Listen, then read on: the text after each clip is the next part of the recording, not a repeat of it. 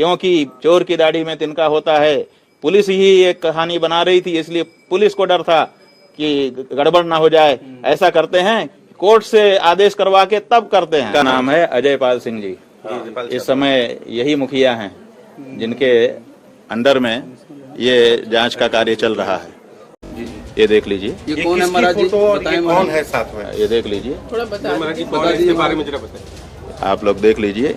ये एक स्टूल है, स्टूल के ऊपर केक रखा हुआ है, उसको काटा जा रहा है। और देख लीजिए, पहचान गए आप लोग?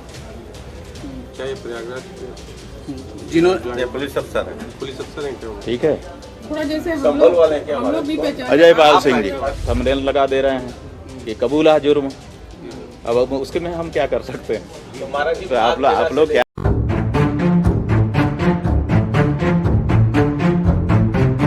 निष्कर्ष निकालेंगे? क्या जनता के सामने ये तस्वीर आप दिखा रहे हैं, तो क्या माना जाए कि क्या माना जाए से लेकर ये मुकदमे क्या माना जाए? ये अधिकारी है एक हिस्ट्री शीटर के साथ एक पुलिस का बड़ा अधिकारी मिल करके सेलिब्रेशन कर रहा है। ये अपराधी और पुलिस का जो गठजोड़ है, ये चित्र बखूबी इस बात को कह रहा है। और उत्तर प्रदेश में ये सब हो रहा है। 21-22 मुकदमे दर्ज होने के बाद भी केक काट रहे हैं, या क्या कहेंगे इस पे? आप देख लीजिए। ये कौन है महाराज जी? बताएं कौन है साथ में? ये देख लीजिए, थोड़ा बता इसके बारे में जरा बताइए। आप लोग देख लीजिए। ये एक स्टूल है, स्टूल के ऊपर केक रखा हुआ है, उसको काटा जा रहा है। जी जी। प्रायः ये जन्मोत्सव मनाने के लिए आजकल नया जो जमाना आ गया है, बर्थडे सेलिब्रेशन, उसमें ये सब किया जाता है। यहाँ पर वही हो रहा है। एक व्यक्ति ये खड़े हैं, ये कौन है? इनको आप जानते ही हैं। यही आज के सबसे बड़े धर्माचार्य इस समय के यही हैं। आशुतोष ब्रह्मचारी। हाँ, जिनको आप लोग जी महाराज कह के संबोधित कर रहे हैं, वही हैं ये जी महाराज। और ये जो केक पर चाकू रख करके उसको काटने ही जा रहे हैं, इनको भी देख लीजिए। इनके गले में माला पड़ी हुई है। और देख लीजिए, पहचान गए आप लोग? क्या ये प्रयागराज जिन्होंने पुलिस अफसर है क्या? ठीक है, थोड़ा जैसे हम लोग भी पहचान। अजय पाल सिंह जी। इनका नाम है अजय पाल सिंह जी। इस समय यही मुखिया हैं जिनके अंडर में ये जांच का कार्य चल रहा है। तो लोग हमारे पास ये फोटो भेज रहे हैं कि देखिए, जब जी महाराज के साथ, तथा कथित जी महाराज के साथ सेलिब्रेशन जो कर रहा है अधिकारी, वो आपकी जांच कर रहा है महाराज जी। ये बात लोग हमको फोटो भेज करके बता रहे हैं। तो आप देख लीजिए। तो क्या आपको लगता है कि ये जांच पे सवाल खड़े कर रहे हैं कि जांच पुलिस की अधिकारी भूमिका पर आपको शक है? माने अब हम जो जनता कह रही है आपके सामने रख दे रहे हैं। बाकी तो निष्कर्ष तो आप लोग निकाल ही ले रहे हैं। कुछ लोग लिख दे रहे हैं कि थंबनेल लगा दे रहे हैं कि कबूला जुर्म। अब उसके में हम क्या कर सकते हैं? तो आप लोग क्या निष्कर्ष निकालेंगे? क्या जनता के सामने ये तस्वीर आप दिखा रहे हैं, तो क्या माना जाए कि क्या माना जाए? से लेकर ये मुकदमे क्या माना जाए? ये अधिकारी है क्या? एक हिस्ट्री शीटर के साथ एक पुलिस का बड़ा अधिकारी मिल करके सेलिब्रेशन कर रहा है। ये अपराधी और पुलिस का जो गठजोड़ है, ये चित्र बखूबी इस बात को कह रहा है। और उत्तर प्रदेश में ये सब हो रहा है। 21-22 मुकदमे दर्ज होने के बाद भी केक काट रहे हैं, या क्या तो कहेंगे इस पे? आप देख लीजिए। इस पे कुछ आपकी टिप्पणी? हम क्या कहेंगे? अब इसमें चित्र ही जो कुछ कहना कह रहा है। तो महाराज जी, ये चूंकि जिन पुलिस अधिकारी की आप ये देखिए, थोड़ा बड़ा करके इन्होंने ला दिया।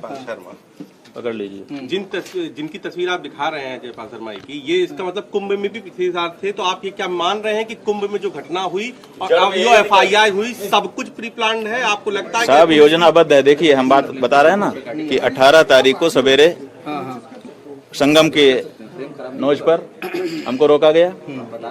उसके बाद फिर जो कुछ तांडव करना था किया गया। उसके बाद 18 तारीख की शाम को ही एक मुकदमा यही व्यक्ति करता है, तथा कथित जी महाराज। और वो कहता है कि हम रास्ते से जा रहे थे अपनी यात्रा लेकर के, हमारे जो शिष्य हैं, प्रमुख शिष्य मुकुंदानंद जी, वो आए और उन्होंने हमको पटक दिया। और पटक करके हमारा गला दबा रहे थे, माने मारना ही चाहते थे। कुंभ के माने माघ के मेले में मौनी अमावस्या के दिन, जिस दिन तिल रखने की जगह नहीं रहती है, सब रास्ते भरे रहते हैं, उस दिन उस दिन एक जो है 24-25 साल का सन्यासी, एक जो है हट्टा कट्टा देख ही रहे हैं, 50 साल से तो कम नहीं है, इनको पटक करके और गला दबा रहा था एक बार। और उसके बाद हम पालकी पर बैठे थे, वहीं से हमने एक बहुत वजनदार चीज फेंकी और वो अगर हम हट न जाते तो हमारे ऊपर ही गिरती और हम मर जाते। ये मुकदमा उन्होंने उसी शाम 18 तारीख की शाम को दाखिल कर दिया। पृथ्वीराज चौहान। अब आप बताइए कि 18 तारीख की शाम को ही ये व्यक्ति कहां से सक्रिय हो जाता है? इसके पहले इसका नाम तक हम नहीं जानते हैं। ये सक्रिय हो गया, किसने सक्रिय कर दिया? अजय पाल शर्मा वहां पर ड्यूटी पर है और वो शामली में पहले लंबा समय तक कायम कर चुके हैं और वहीं से इनकी दोस्ती हो चुकी थी।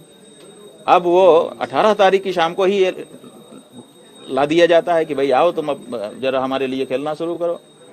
मुकदमा किया।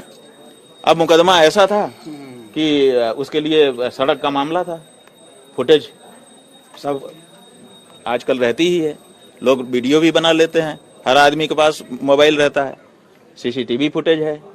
और हम आप लोगों के कैमरे के सामने ही उस दिन पूरे दिन बैठे थे, पूरी रात बैठे थे, इसलिए मामला बन नहीं रहा था, पुलिस ने दर्ज नहीं किया। फिर जरूर इनकी कोई मीटिंग हुई होगी, फिर इन्होंने 24 तारीख को ये शुरू कर दिया कि साहब पॉक्सो एक्ट लगा दिया जाए इनके ऊपर। और देखिए कैसे लड़के आ गए इनके पास, फिर चीजें शुरू हो गई। उसके बाद फिर पुलिस को ईमेल, फिर इनको ईमेल, उनको ईमेल। और अब ये कहा जा रहा है, चैनलों पर हमने देखा, कुछ लोग कह रहे हैं कि पुलिस ने दर्ज नहीं किया, ये तो कोर्ट के आदेश से दर्ज हुआ। बात यह है कि यही सबसे बड़ा सवाल है, सबसे बड़ा सवाल यही आता है कि पुलिस ने मामला क्यों नहीं दर्ज किया।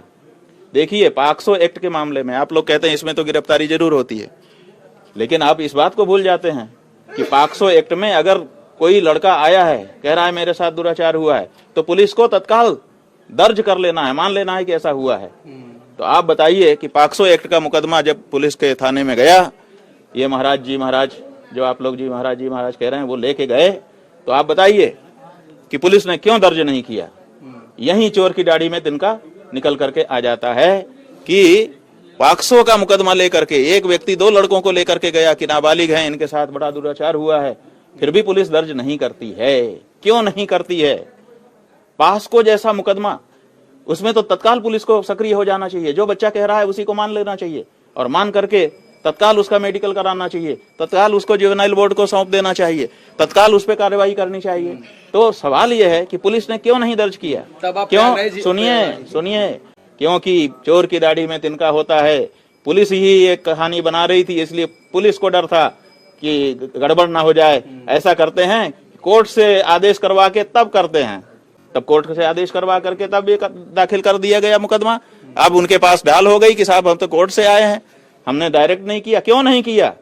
सबसे बड़ा सवाल यही है कि पॉक्सो जैसा मुकदमा, बच्चों के साथ अत्याचार अन्याय का मामला, और पुलिस के पास वो बच्चे जाते हैं, वो कह रहा है कि मैं तो बच्चों को लेके गया था, और इन्होंने दर्ज नहीं किया। कृपया हमारा सुने। फिर वो कहता है कि मैंने 2 तारीख को ईमेल किया बड़े अधिकारियों को। बड़ी अधिकारी ईमेल पाने के बाद उन्होंने भी कुछ नहीं संज्ञान लिया। क्यों नहीं लिया? क्योंकि बड़े अधिकारी पहले से मिले हुए थे, वो सोच रहे थे कि हमारी निंदा ना हो जाए, इसलिए पहले कोर्ट से ले लेते हैं, चुप रह जाते हैं, तब जाकर के कोर्ट में मामला गया है। तो समझ रहे हैं महाराज जी? और कोर्ट में जब धारा 22 के अंतर्गत हमने सारा मामला रख दिया, अपने प्रमाण सामने रख दिए, उसके बाद जो आदेश आया उसमें उसका कोई उल्लेख ही नहीं किया गया कि इनकी तरफ से भी कोई बात कही गई है। और 14 पन्ने का लंबा, जैसा कि वकीलों ने आप लोगों को से बताया ही है कि इतना लंबा जजमेंट लिखा, सुप्रीम कोर्ट, हाई कोर्ट, जाने कितनी रूलिंग भर दिया, लेकिन ये नहीं बताया कि वो लड़के हमारे पास आए कैसे, कहां से आए। जब हमारे विद्यालय के छात्र नहीं थे, हमारे से उनका लेना देना कोई संबंध नहीं था, तो कैसे वो आ गए। तो ये जो बात है, ये अपने आप में साबित करती है कि ये पुलिस की सहपर मुकदमा हिस्ट्री सीटर महाराज जी कर रहे हैं, और साथ ही साथ उस पुलिस को निर्देश कहां से मिल रहा है इसका भी अनुमान हो जाए।